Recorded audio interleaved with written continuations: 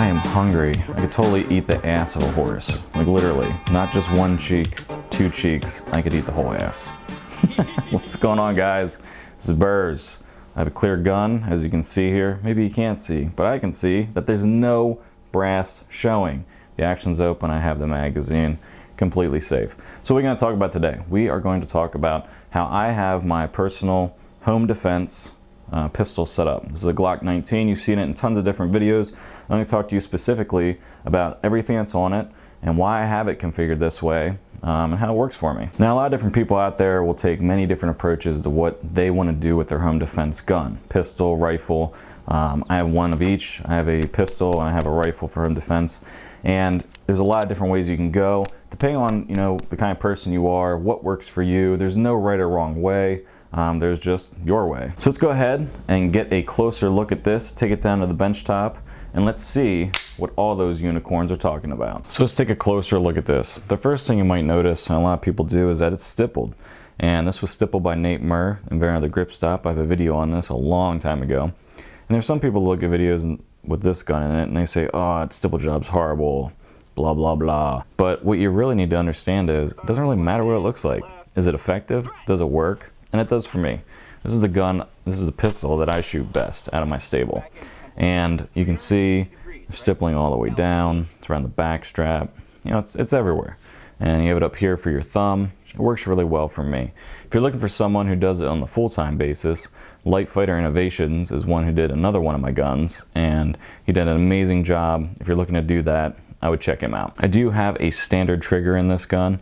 I have been running the Haley Strategic Skimmer Trigger in another Glock 19 I have, and I'm testing it out and getting a feel for it. But at the moment, nothing really wrong with the stock trigger. You shoot it, you get used to it. There's nothing wrong with it. One of the things that was done to improve my grip was the undercut. So you can see that it was bumping the camera like a professional. You can see that what Nate and I did was we measured out my hand. So I put my hand on it and got my grip. He took the Sharpie and kind of went along where my hand was, drilled this out a little bit so I can get a deeper reach, and then he kind of cut this out here so that my finger lays in there and you get more control of the gun. I actually think that's one of the bigger improvements you can do to a gun. As far as the operation or everything, nothing has changed on the internals of this gun. The only difference is I have a Silencerco threaded barrel. I love this barrel. This thing really performs well. It sets you up in the future if you want to go with a silencer. You can go with it if you're looking to do that in the future. But what it really does is it provides you a very, very accurate pistol. I found that it is more accurate than what the factory barrel is, as well as some other barrels I've tested that are out there, like the KE Arms one. I do have a Vickers extended magazine release.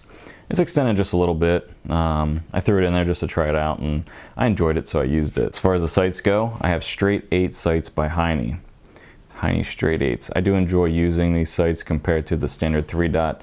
3-dot, you can get a little confused as far as trying to line them up, and even the ball and bucket method of the original Glock. These are night sights.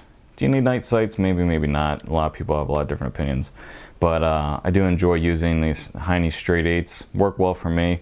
And what it does is it gets rid of the plastic sights that were on here originally. And when you put the back one on here, it has a ledge. So I got the Heine straight 8s with a ledge. And that allows you to rack your gun off of stuff and not worry about your sight coming off. So if you're doing one-handed manipulations and the such, you don't have to worry about tearing your sight off by doing one-handed manipulations in really shitty situations. So do enjoy these sights. As far as light goes, I do like the Enforce APL. This is the new one. The old one had a clip on it or whatever.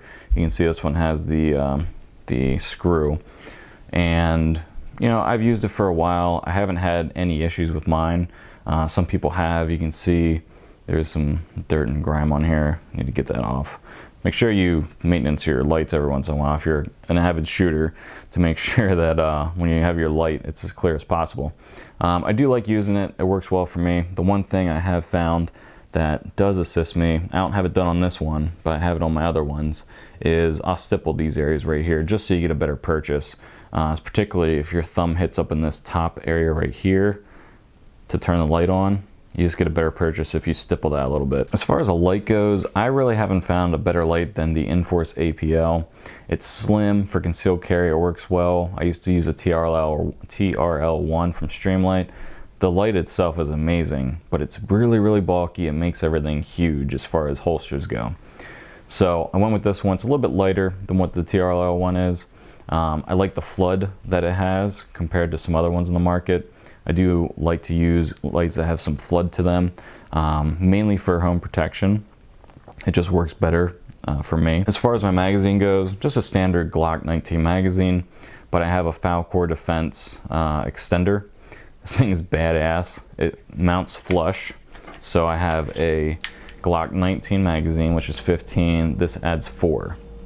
So you could put this on a 17, but I'm putting it on a Glock 19, and it's +4, so I have 19 + 1.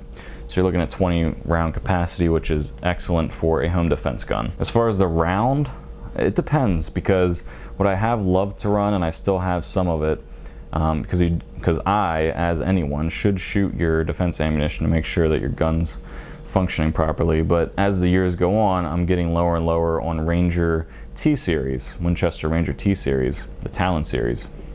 So just getting low on that, and that's why I do run. You know, I have been looking around for something else, and I think I'm going to move to the Starfire. I'm going to do some testing with that, but at the moment I do use Winchester Ranger T-Series. So that's an overview of what my gun is set up like. Hopefully that helps you guys looking for some things to maybe do to your guns. This is Glock specific because that's what I use for home protection, concealed carry.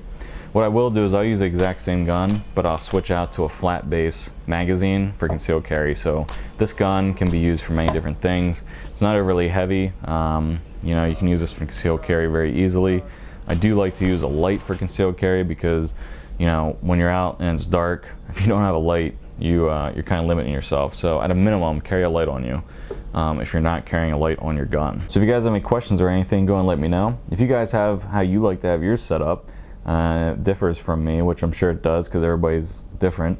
Go ahead and put it in the comments down below what you like to run and what upgrades you've really found to work for you, or better yet, make a video about it.